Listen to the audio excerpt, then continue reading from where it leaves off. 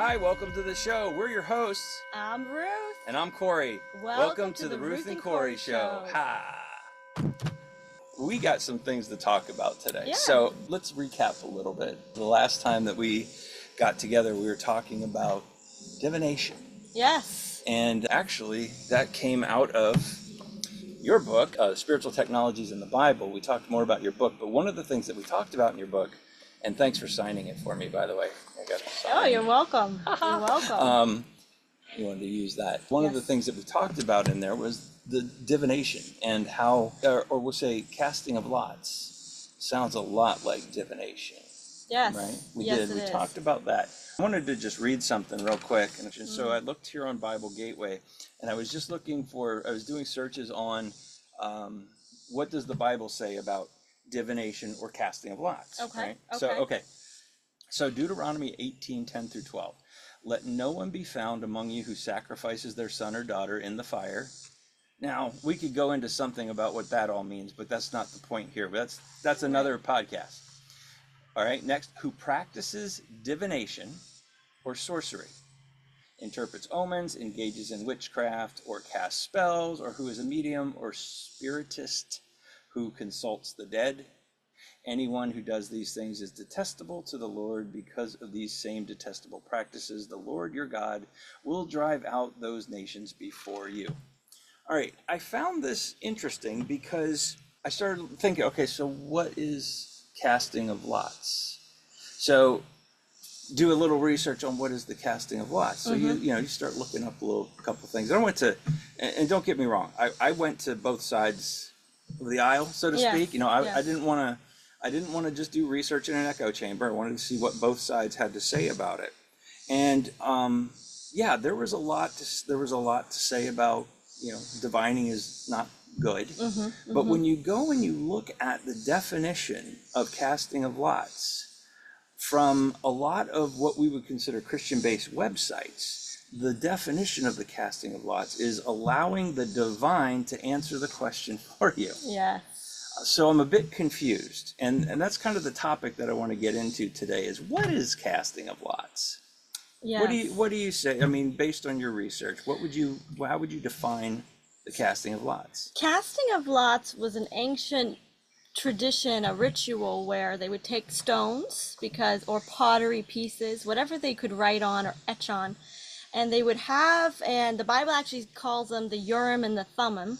And the high priest kept the lots. They're called lots, and he would keep them in his pocket, and he would go throughout the tribe, and anytime they needed a message, they would shake them, cast them into their lap, and they would actually look at the values, what they etched, and consider it from the Lord. They would say, the Lord casts the lots.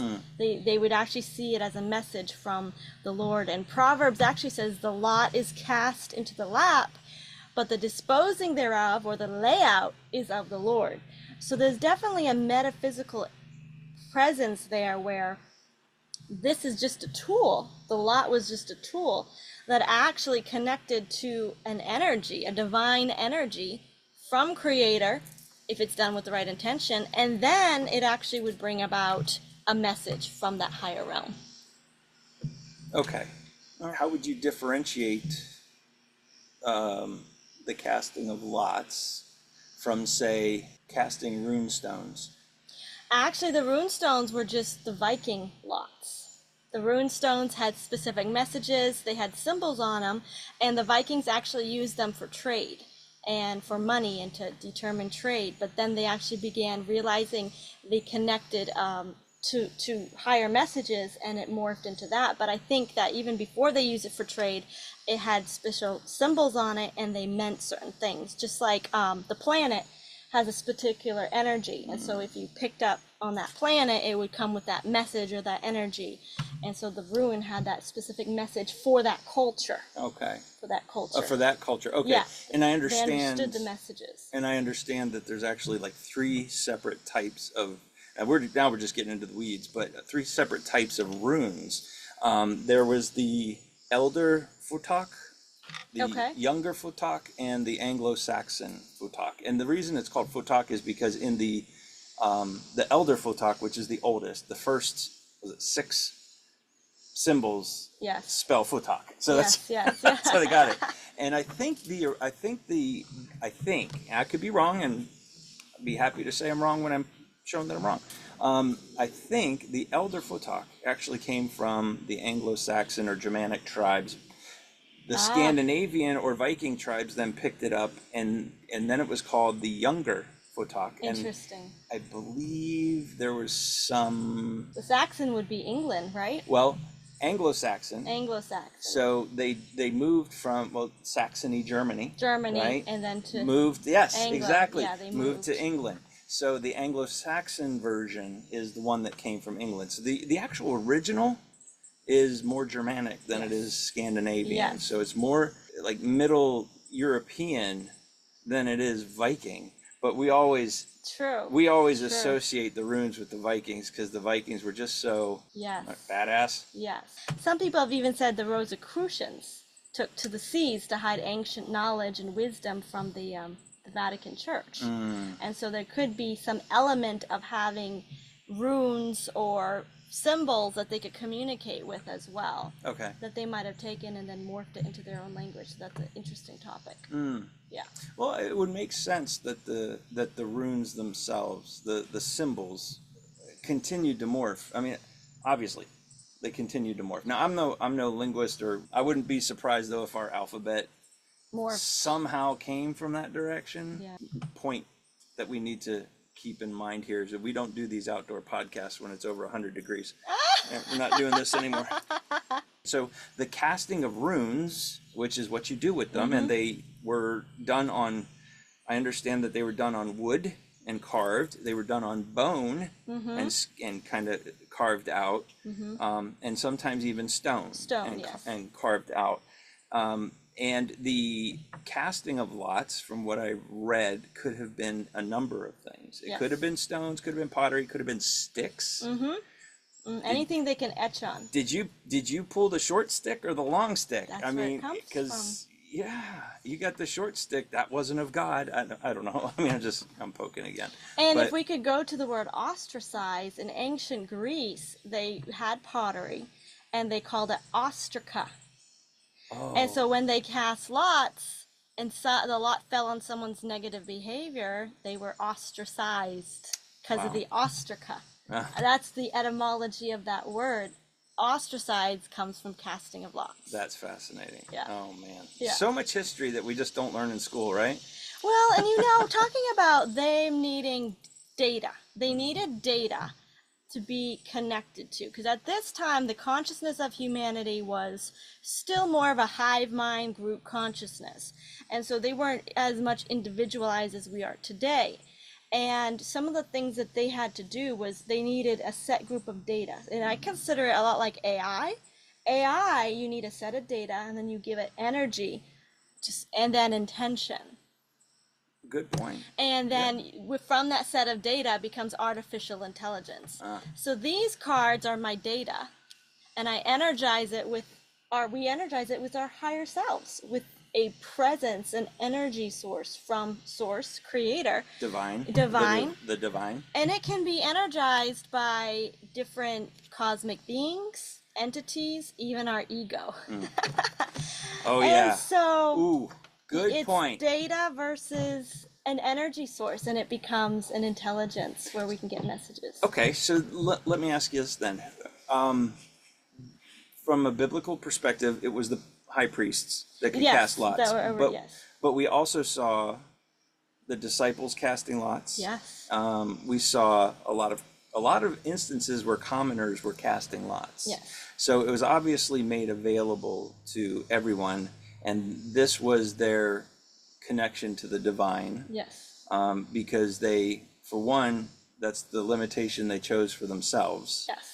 And you and I had a brief conversation just the other day about they chose Moses after he came down from the Mount Sinai. Mount Sinai. With the 10 Commandments. And they wanted him to be their intercessory between them and God because they didn't want that responsibility. Yes. So what did you call it? They limited themselves to how they could connect to spirit. Yes. Okay. Yes. And that was their choice. Perfect. Yeah, it was their choice. That was fascinating. I thought that was really interesting.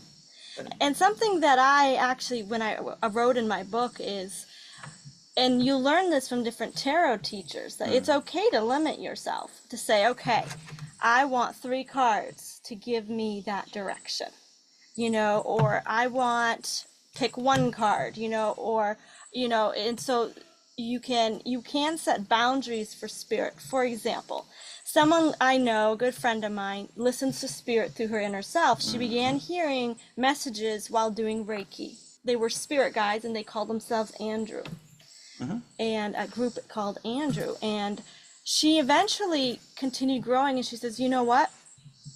She noticed a difference between them speaking in her head and them speaking in her heart, and this was her higher self and Holy Spirit.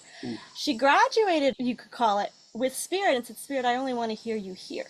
I don't mind if my guides speak to me, but I want to know it comes from within my light, inner light. And that's how she does it now. She says, I know the guides still assist me, but they were perfectly happy to use that mode of communication.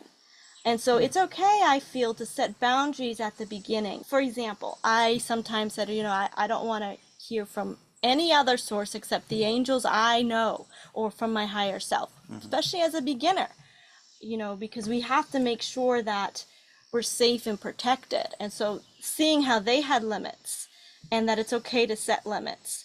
However, their limit was, we don't want to listen to Creator at all. Moses, you speak to us. And that's what happens in the religious community, where they say, I just want to go sit in a church. You tell me what God says.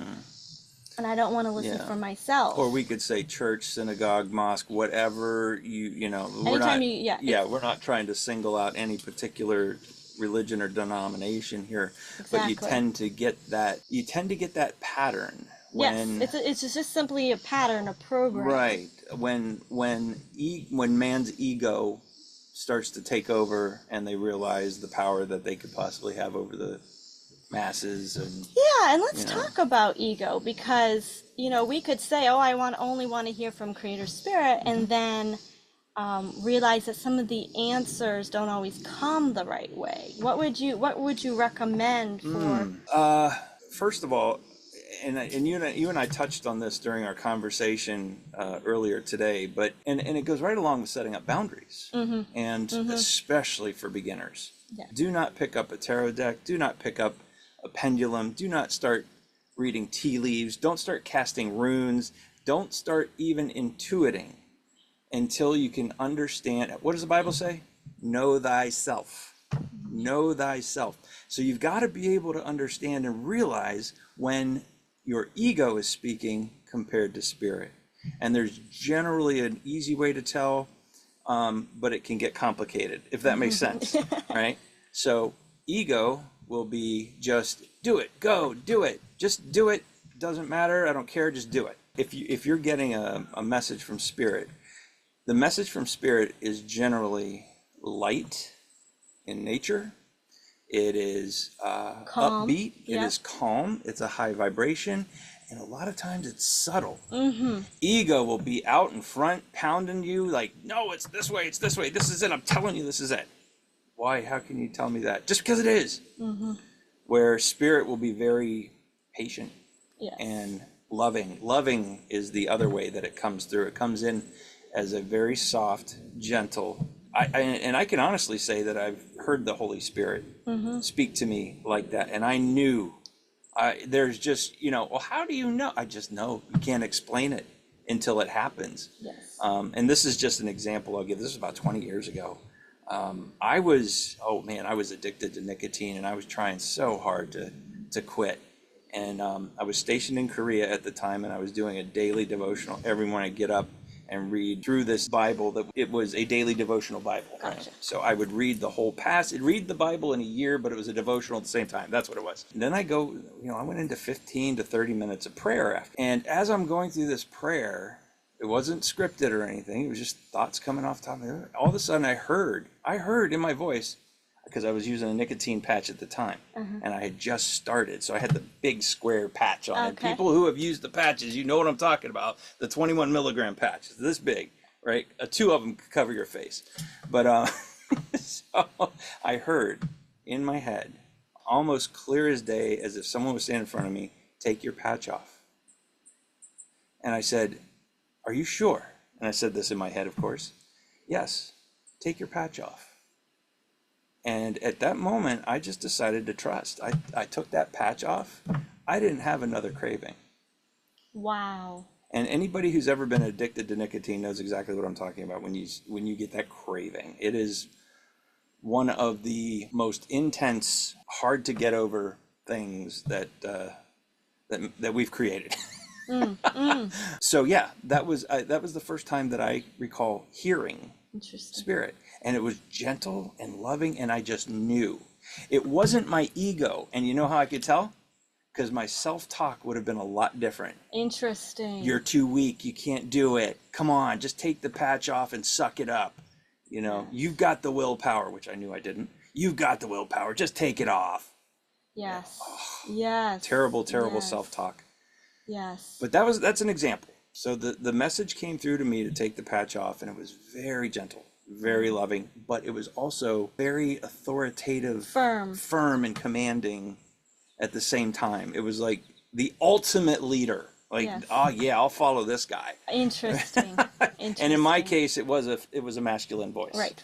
In this case. Well, many people say you will hear it in your own voice. You will hear messages from Spirit in your own voice. Oftentimes there'll be short phrases or words to begin with, which is like you heard take it off. Right. You didn't start this whole dialogue of, da da da da. You could do that comes later. What I've noticed is that Spirit will sometimes speak in a short voice, especially when it's something that has to do with your best and highest good. And I think the book Croquette, is that her name? Sonia Cochette. Crochette. And I remember reading her book and her saying that, I think it was her book, it might have been another intuitive that said it will often come in short, to begin with, short phrases, short sentences, because ego's complicated. Ego says, well, if you do this and then this and then this and da da da da, and Spirit's very simple. Yeah. Yep. Yeah, that's an excellent point. And that's exactly how that message came through. Simple. Initially. Very simple, very direct, very straightforward, very firm, and very loving. So it was unmistakable. I'd never heard anything like that from my own head before. Ever. I think that it's interesting here that, number one, know thyself. And I think one of the biggest journeys that we have as a community growing into our spiritual gifts is not the gift itself, but knowing ourselves to be able to utilize the gift properly. For example, when I first started doing tarot cards, I actually came from a church that taught us prophecy. Now, they didn't believe in tarot or anything like that, but they did teach us to hear messages from Holy Spirit. And they had several fast rules which laid the foundation for me, and that was, as a beginner intuitive, don't do anything that's going to be life-changing decisions, life-altering messages for yourself or others. And their phrase was no dates, no mates, and no babies. So don't divine for yourself dates. At this date, you're going to have a baby. Yeah. By this mate. With this mate. It was just a hard and fast rule to say, keep it simple. And so one of the things that I put in my book for tips for tarot is tarot tips. Ask simple, non-dramatic questions to begin. And practice every day for about 1 to 2 months before you start asking serious questions to make life decisions. And always use your intuition. If it doesn't feel right or you don't like the message, write it down and then come back for further review later. Don't keep asking for a different message. So why, Ruth? Because our ego. Oh boy, there's that ego word again. Yes. Our ego. Let's say I want to buy a house and I found this cute property that's got these bushes behind and a balcony, and I love it. Comes with horses too. Yeah, right? It comes with horses. So here I am, and I'm in a state of excitement, emotional high, mental dreaming everything that I could do with the property. And so I grab my tarot deck and I say, is this for my best and highest good? But there's the possibility of me tapping that energy source into data to lay it out according to my desires and not to my spirit guides or my higher self. Does that make sense? Absolutely, yeah. Absolutely. You can allow your ego to dictate where your information comes from. Yes. Yeah. Now, it is a little bit more hard with a pendulum or a deck because it is a tool that when you set an intention, it can trickle in information from your higher self and from your ego too. Rather, I would highly suggest using tools though than just listening to a voice in your head, Right. because It's hard until to tell you the know difference. yourself, it's Know really thyself. hard. Yes, know thyself. That's why intuiting is difficult for beginners, because you don't know yourself. You have been living with the ego for so long and ignoring spirit.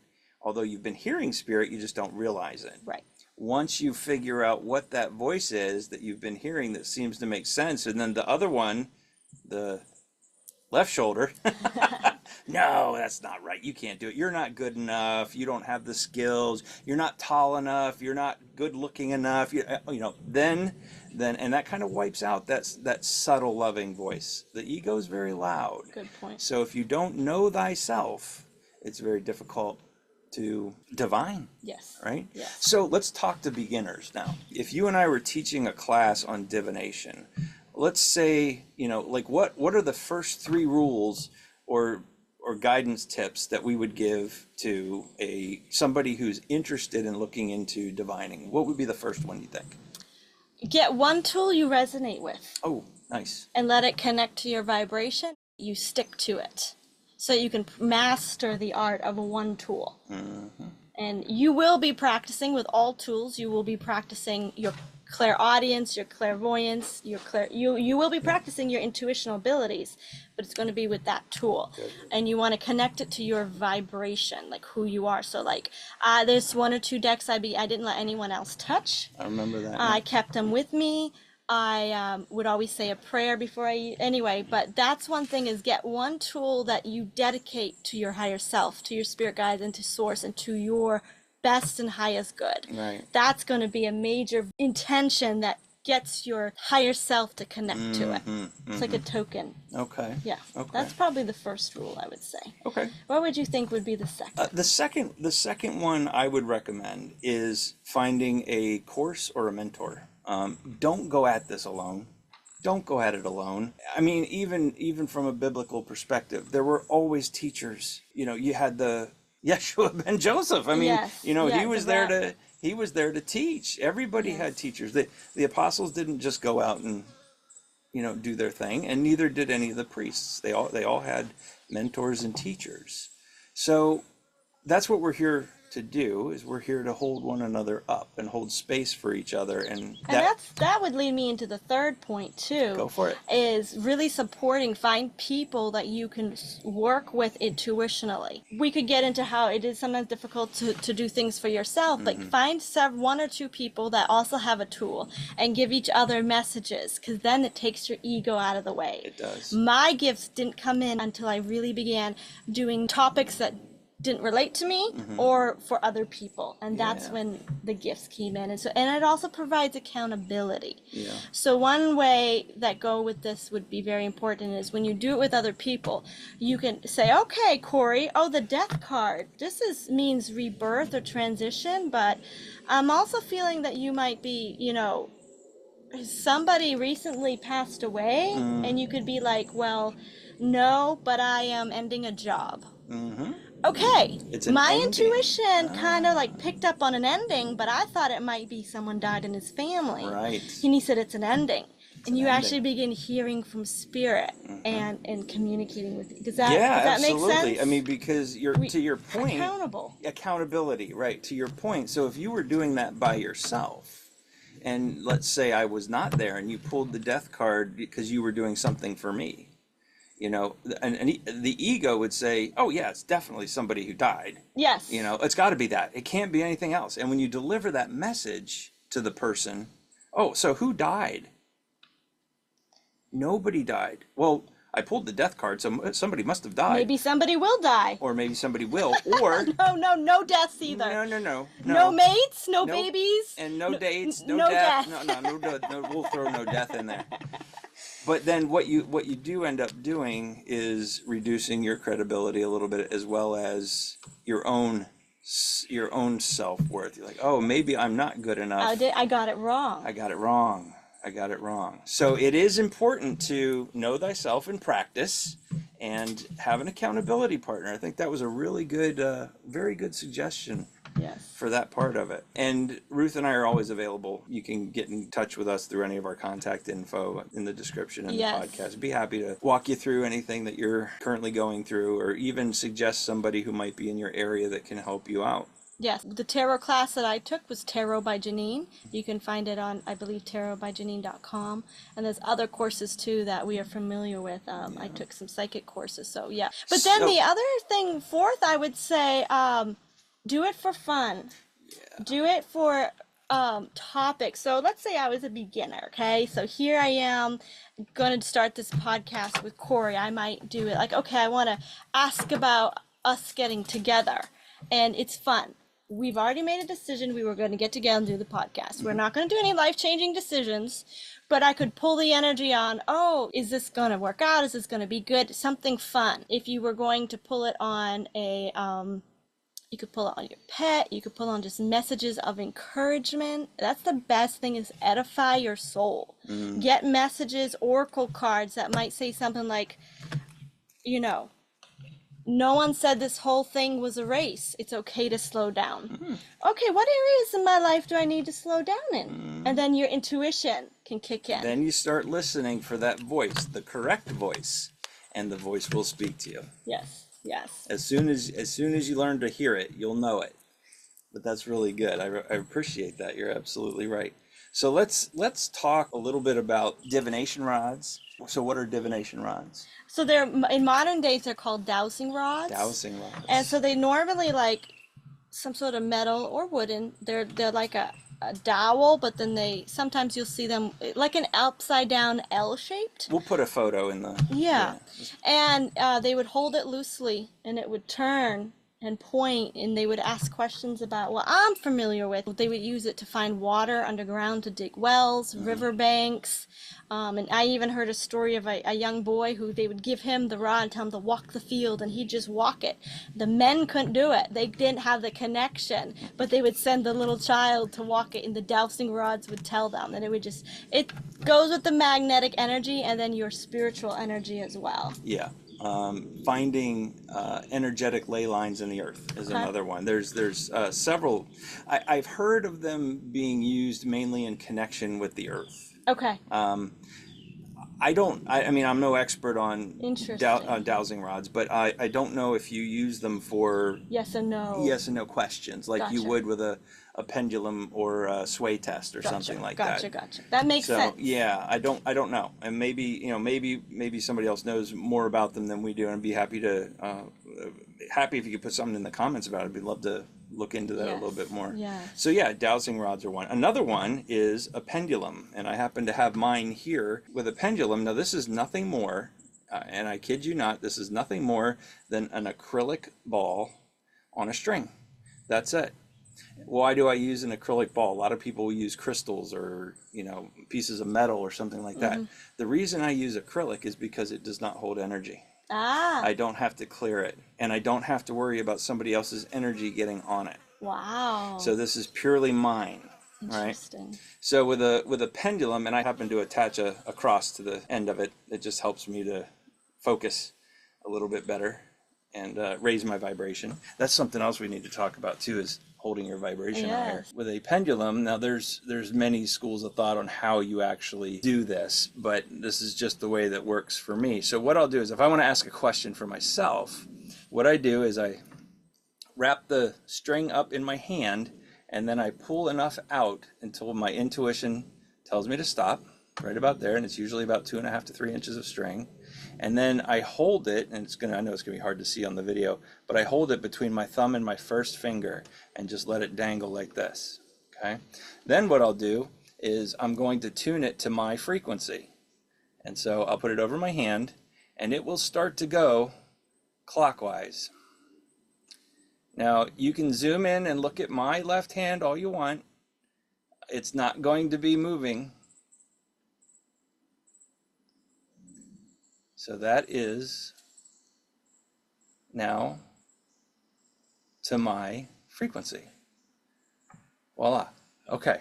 So what if I wanted to ask a question now? Now that it's to my frequency, I'm going to say this out loud, but normally I'd just be saying it in my head. Show me a yes answer.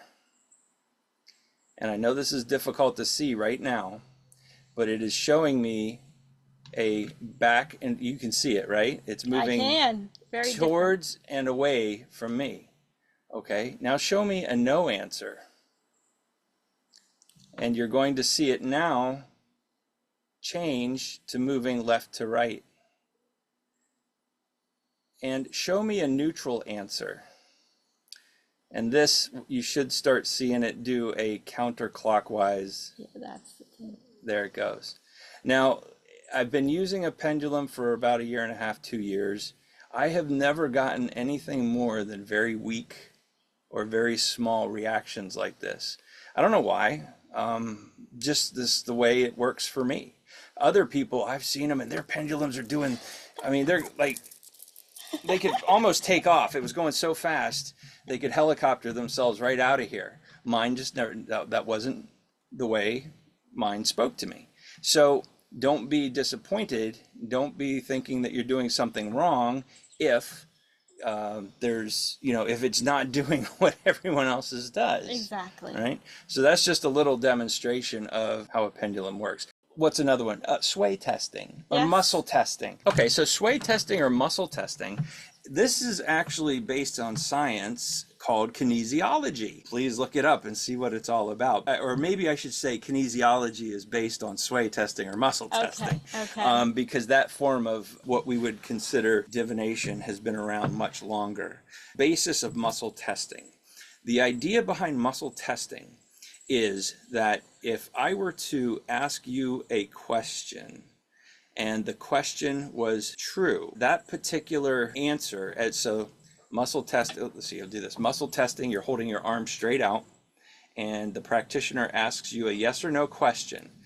Is your name Cory Klein? And they would push down on my arm, just with the 2 fingers, but it would barely move. The reason is because in my head, that's a truthful answer. My name is Cory Klein. I don't have to think about it being wrong or deceiving or anything like that, because if I did, that would take additional energy. And if my name, if the practitioner asked me, is your name Ruth Violet? Is my name Ruth Violet? You would see a noticeable dip in my arm because it would be an untrue answer for me. And it would take more mental processing for me to say, wait a minute, no, I'm not Ruth Violet. That's the idea behind muscle testing, and believe it or not, it's quite effective. One of my favorite techniques is the ring test. So you make okay symbols, and then you interlock them. So, let's see here, yeah, kind of like that, right? Now you're gonna put enough pressure, between your thumb and your finger to hold a ladybug. That's it, all right? Now, for those who want to try this, what you first need to do is you need to determine what your yes answer is and what your no answer is. So I'm going to do this. I'm going to say, show me a yes answer. My rings didn't break. Yeah. Show me a no answer. And very simply, my fingers come apart. Now, I understand the skepticism as you're watching this. Oh, you just did that because, well, try it out. Yeah. Try it for yourself. By all means, try it. Now, the amazing thing is that you can start getting answers on your own. You can start finding root causes of sicknesses and health issues for yourself, believe it or not. And I actually do that through a modality called the body code, which uses a form of muscle testing to talk to the subconscious to indicate what the root cause of an ailment or an illness is and clearing it. So muscle testing, that's one way to do it. The other way is to do what's called a sway test. I don't know if I could stand up and do that or not. Let's see here. We got room over here to do this? We got room. Okay. All right. Actually, have you ever done a sway test? I have. You know what? Then you know what it is. Now, the idea behind a sway test is I'm going to have a yes or no response. Okay. So I'll ask my subconscious right now, show me a yes response. Okay, forward. Show me a no respond, and it's gonna go. It just happens. It just happens, right? When you try it, your body just starts moving. Right. Yeah. So let's do a test here now. Is this good for you? Do you do that? I do it with food. Oh. I do it Okay. with food. So I honestly don't know what's in here. Okay. I don't even remember what you ordered. Okay. Would it be for my highest and best good? Would it be for my highest and best good to consume this right now? What is it? It's a latte. I don't drink lattes.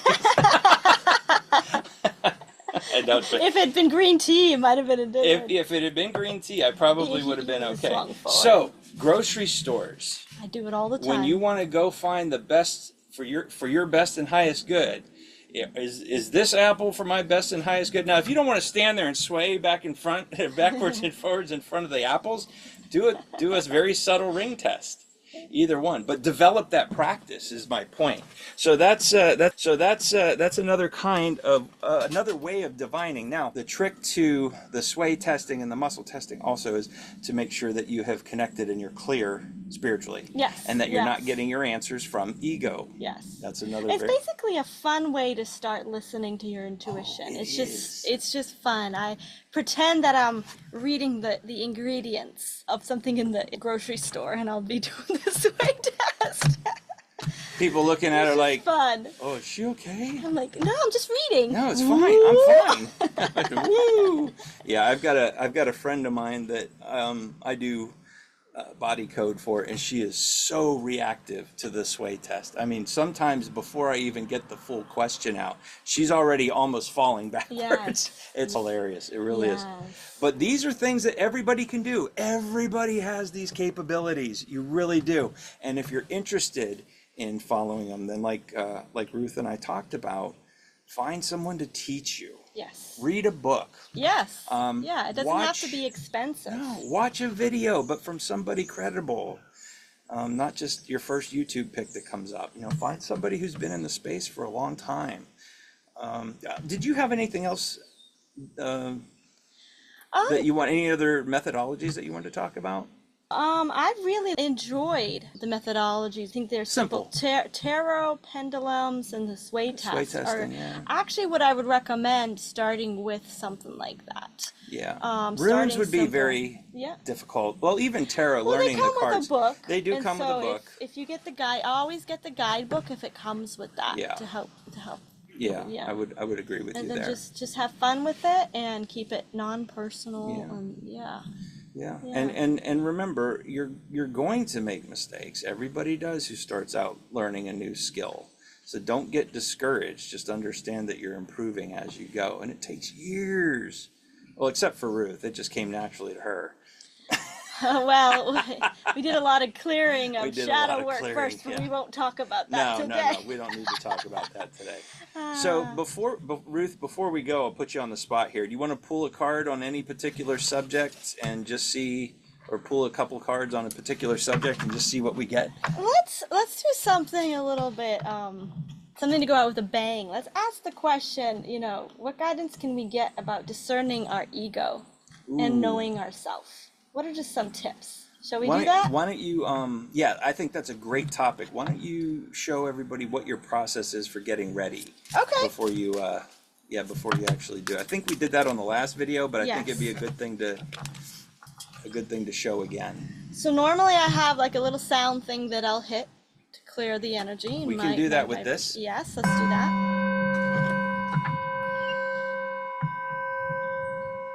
I get into a place of peace. Normally I'll do a small mini meditation, and I have a small ritual that I do, but that with the sound just begins to clear everything we talked about before, because it's important to clear all of that, because it's it's words, it's thoughts, it's three-dimensional, and this is, I consider it very sacred and calm. I'd always try to enter in a place of calm. I then will set an intention, like my favorite is, I request only to connect to truth and light for my best and highest good in the name of the great I am that I am. And that just puts me into a calm mode. And then I'll begin asking the question, what tips can Spirit give us concerning knowing ourself, our higher self? Know thyself. Versus our ego. Versus ego. Good one. So I'm going to ask for 3 cards. Sometimes you will ask for it, sometimes you'll just see it. Right now in my head I'm seeing 3 cards. So we're just going to pull 3 cards. I'll cut the deck. That's just my ritual that I do normally. So we have the Star card, we have the Magician card, and we have the Fool card. So there's the Star. All major cards here. Which are called major arcana. Yes, Okay. that means that they're more on the worldwide scale or life-changing scale. So if you're asking for yourself, it's going to be major changes in your life. If you're asking for other things, it's going to be worldwide. The Star card speaks about higher wisdom and higher knowledge. And I'm hearing the message here. It's important to recognize that the information we get will be from a higher source. Ooh. And to set that intention that I do want something higher than my own level of ego. Okay. And like acknowledging that attracts higher wisdom.